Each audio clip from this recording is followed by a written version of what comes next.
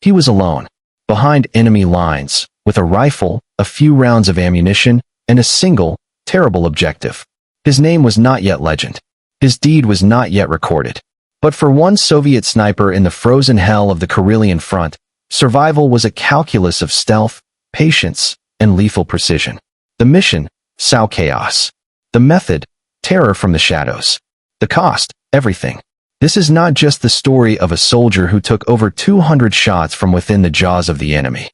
This is the story of what happens when one man becomes a ghost, a specter of death haunting an entire army.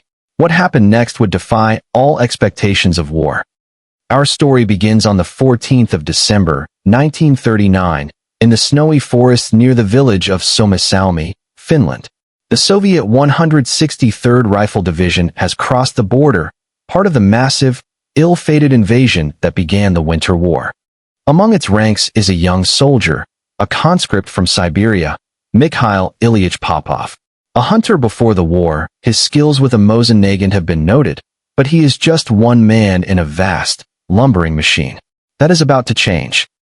To understand the sheer audacity of what Mikhail Popov would attempt, we must first understand the battlefield. The Winter War was a clash of titans and tactics. The Soviet Union, with its immense numerical and material superiority, expected a swift victory. Facing them was the Finnish army, smaller, but exquisitely adapted to their environment. Mobile on skis, clad in white camouflage, masters of the forests and the brutal cold that could drop to -40 degrees Celsius. For soldiers like Popov in the 163rd Division, the advance was a nightmare. Columns were confined to narrow, snow-choked roads, flanked by endless, dark forests. From those forests, Finnish Sisu, a stoic, ferocious determination, struck with devastating effect. Finnish snipers, using the iconic M/28-30 Pistikorva rifle, became specters of death. They were not just marksmen, they were psychological weapons. They targeted officers, machine gunners, anyone who showed initiative. Fear, as much as bullets, began to paralyze the Soviet advance. It was in this cauldron of fear and failure that Corporal Mikhail Popov's commanding officer, a beleaguered captain named Gregor Varnin, conceived a desperate, almost suicidal plan. If the Finns could use the forest, so could they. They needed their own ghost. They needed to turn the enemy's greatest weapon against them. Captain Varnin called Popov to his makeshift bunker on the evening of December 17th. The assignment was simple in statement, impossible in execution. Infiltrate deep behind the forward Finnish positions along the Rate Road. Do not engage in direct combat. Observe, identify command nodes, supply dumps, and artillery observers. And, if the opportunity presented itself, begin a campaign of targeted elimination. Your goal is not to hold ground, but to hold their minds hostage. You will be on your own. Resupply is unlikely. Extraction, even more so. Popov, a man of few words, simply nodded. He was issued a standard 1890-130 sniper variant Mosin-Nagant with a 3.5 XPU scope, 200 rounds of heavy ball ammunition, a white hooded camouflage smock, a handful of hardtack and dried sausage, and an extra pair of woolen socks. His only link to home, a small photograph of his younger sister. As he moved into the tree line that night, the crunch of his boots in the snow fading, not even Captain Varnin could have predicted the storm of fire this one man was about to unleash. For the first 48 hours, Mikhail Popov ceased to be a soldier. He became part of the forest. He moved only at night, a shadow among shadows, his progress measured in yards, not miles. The cold was a physical enemy, seeping through layers of wool and felt, threatening to lock his joints and freeze the delicate mechanisms of his rifle. By day, he buried himself in snow drifts, constructing elaborate nesting burrows with small viewing ports, his body heat melting the snow only for it to refreeze around him into a fragile, icy shell. His first vantage point, established by the morning of December 20th, was a slight rise overlooking a Finnish company-strength defensive position. Through his scope, the world narrowed to a circle of clarity. He saw men moving with a confident efficiency the Soviets lacked. He saw a command tent, its chimney smoking. He saw a sniper team, their position cleverly disguised near a fallen pine. Popov noted it all on a small, grid map. He was there to observe. But the rifle in his hands seemed to pulse with a cold promise. The first shot came not from calculation, but from instinct. A Finnish lieutenant, barking orders and pointing toward the Soviet lines, presented a perfect silhouette at 300 meters. The crack of the Mosin-Nagant was shockingly loud in the crystalline air. The lieutenant dropped. For a moment, there was stunned silence. Then, chaos. Finnish soldiers scrambled for cover, their heads swiveling, trying to locate the threat. But Popov was already moving. Crawling backward, he slid down the reverse slope, circling a kilometer to the east before establishing a new height. By 1400 hours that same day, he fired again. A machine gunner repositioning his weapon. A clean hit. The Finns now knew they had a predator in their midst. Patrols were sent out, experienced, snow-savvy men reading tracks. But Popov had learned from the Finns themselves. He brushed his trails with a pine bough. He walked on wind-blown ridges where snow accumulated slowly. He was a ghost. Day 2, December 21st. The temperature plunged. Popov's fingers ached on the rifle's cold steel. He targeted a two-man team, setting up a field telephone line. 2 shots, 2 kills. Now the counter-hunt began in earnest. A Finnish platoon, fanning out in a skirmish line, swept the woods. At one point, a soldier passed within 20 feet of Popov's snow burrow, the man's breath visible in plumes, his eyes scanning the trees, not the snow at his feet. Popov held his breath, his heart hammering against his ribs. Fear, cold and sharp, gripped him. The soldier moved on.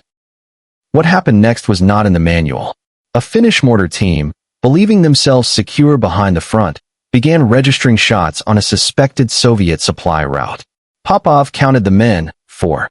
He estimated the range. 450 meters, a long shot in ideal conditions, nearly impossible in the swirling wind. He adjusted his scope, took a breath that froze in his lungs, and exhaled halfway. The first shot missed, kicking up snow near the tube. The team froze, confused. His second shot found the mortar commander. In the ensuing panic, his third and fourth shots took down the loader and the sight setter. The fourth man fled. A key support weapon was silenced.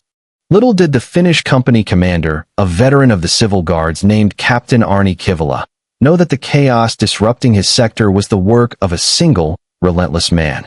Reports spoke of multiple snipers, of a Soviet reconnaissance platoon that had slipped through. The constant, random, deadly accurate fire was fraying nerves. Men became reluctant to leave their bunkers. Officers stopped wearing insignia. A low-grade terror began to infect the Finnish lines. By December 23rd, Popov had fired 47 confirmed shots. He was running low on food, his body burning calories just to stay alive. But he had found a rhythm. Strike, displace, hide, observe, strike again. He was a needle, pricking at the entire body of the Finnish position. His world had shrunk to the crosshairs of his scope, the feel of the trigger, and the vast, white, deadly silence between shots. The turning point, from daring incursion to outright myth, began on the afternoon of December 24th, Christmas Eve. Popov, having worked his way nearly 2 kilometers behind the original front, discovered a critical target, a Finnish field kitchen and logistics dump, servicing an entire battalion. Dozens of men gathered here, a rare moment of respite, steam rising from mess tins, the scent of even simple food a torture to Popov's starved senses. But it was not the food that drew his eye. It was the men. They were relaxed, their guards down, clustered together. And there, near a commandeered farmhouse, was a group of officers. A major, 2 captains, several lieutenants. A high-value target of immense proportions. Popov settled into a new position, in the crook of a frozen stream bed. The range was long, nearly 500 meters. The wind was variable. He had maybe 5, 6 shots before they scattered. He chambered around. His first shot struck the major in the chest. Pandemonium. Men dove for cover. His second shot hit a captain who stood, shouting orders. His third shot shattered the window of the farmhouse. But then disaster. As he worked the bolt for his fourth shot, a flash of movement to his left. A Finnish ski patrol, not from the camp, but on a routine flank security sweep, had crested a ridge. They saw the muzzle flash. They saw the solitary figure in the stream bed. A burst of Suomi submachine gun fire tore through the snow above his head. The shock was electric. Popov's mission of stealth was over. He was now a fugitive. What followed was a brutal, desperate chase. The Finnish patrol, 5 men, fanned out, their skis giving them terrifying speed over the snow. Popov, on foot, his bulky greatcoat snagging on branches, crashed through the undergrowth. Bullets snapped past him, tearing bark from trees. He returned fire blindly, not aimed shots, but suppressive bursts to slow them down. He was no longer a sniper. He was prey. For 3 brutal hours, he ran and fought. He used his last grenade to discourage his closest pursuer. He took a grazing wound to his thigh, the burn of it sharp and hot against the pervasive cold. The Finnish soldiers were relentless, communicating with sharp whistles, hurting him. He was exhausted, dehydrated, his ammunition dwindling. He had entered the operation with 200 rounds. By nightfall on the 24th, he had just 32 left. Cornered against the frozen shore of a small lake, with the patrol closing in from 2 sides, Mikhail Popov faced the end. To attempt the open ice was suicide, a clear target. To stay in the tree line was to be surrounded and killed. His hands, numb with cold, fumbled as he loaded his last stripper clip of 5 rounds into the Mosin. He had come to sow fear, and now he would die in its grip, alone, his body lost to the snow. The mission had failed. But in the mind of a hunter, even when cornered, instinct takes over. As the Finnish ski troops moved in, confident, Popov's eyes scanned the twilight. He saw not just soldiers, but terrain. He saw the deep blue shadows of the forest, the way sound traveled over the ice, the position of a large, snow-covered boulder near the lake's edge. A desperate, insane plan formed. It relied on deception, audacity, and the very fear he had been cultivating for days. He fired 2 rapid shots toward the closest Finnish soldier, not to hit, but to drive him into cover. Then, with a strength born of pure adrenaline, he sprinted not onto the lake, but parallel to the shore, toward the boulder. Submachine gunfire chased him. 1 round tugged at his smock. He dove behind the granite mass, gasping. This was his final stand. But he would not make it here. He took off his white smock.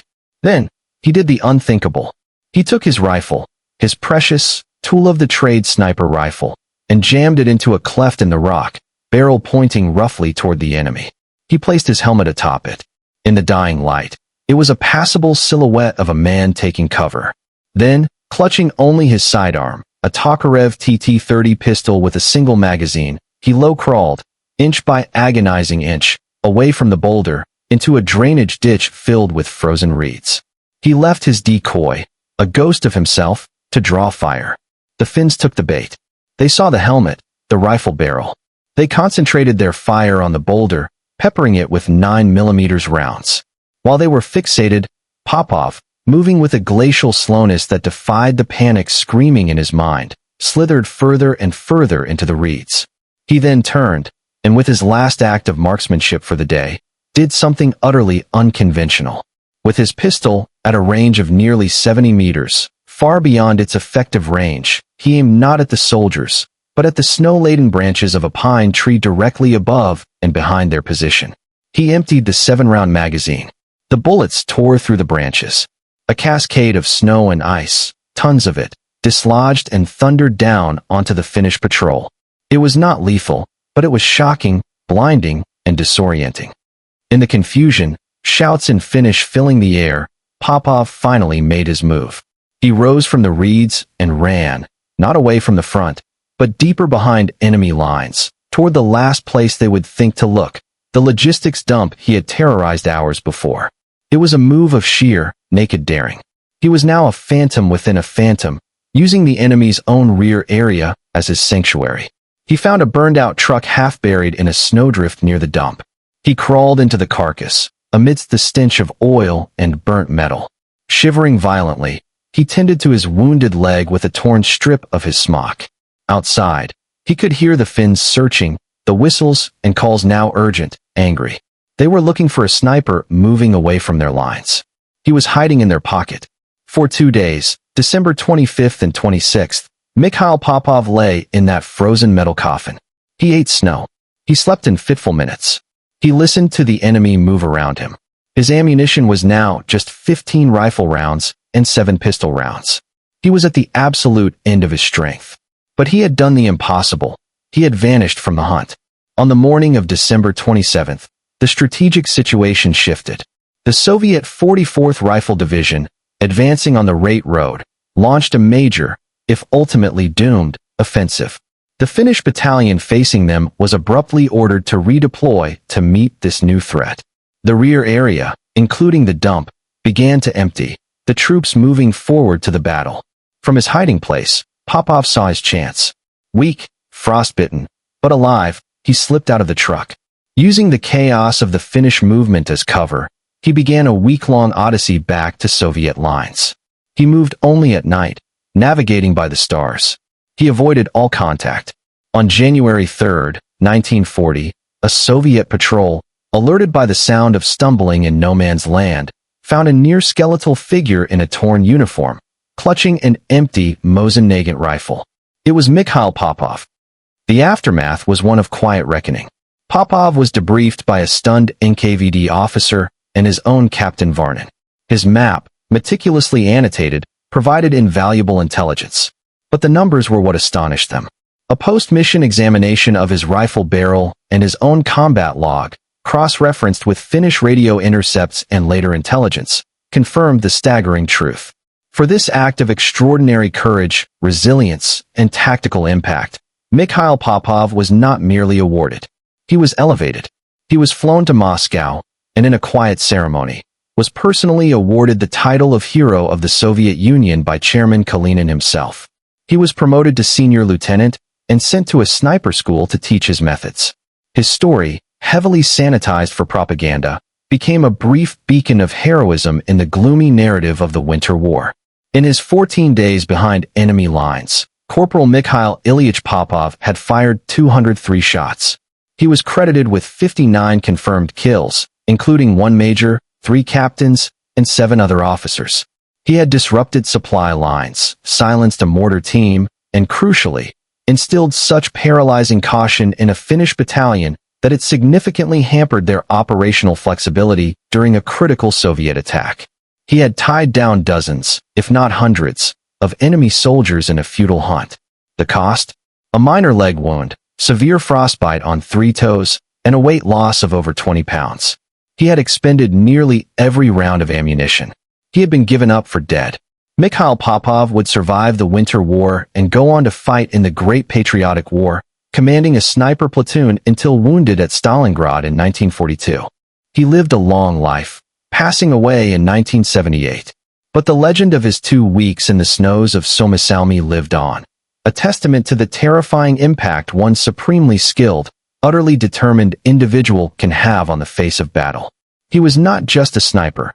He was a force of nature, a man who walked through the enemy's camp and left a trail of silent, deadly evidence in his wake. The story of Mikhail Popov is a stark reminder that in the vast, mechanized slaughter of the Second World War, the will of a single individual could still carve its name into history. It is a tale of skill against odds, of intellect against brute force, and of the human spirit enduring in the most inhuman of conditions. This was just one of countless untold stories from the Second World War. Subscribe to World War II Records as we continue to bring these forgotten chapters of history back to life.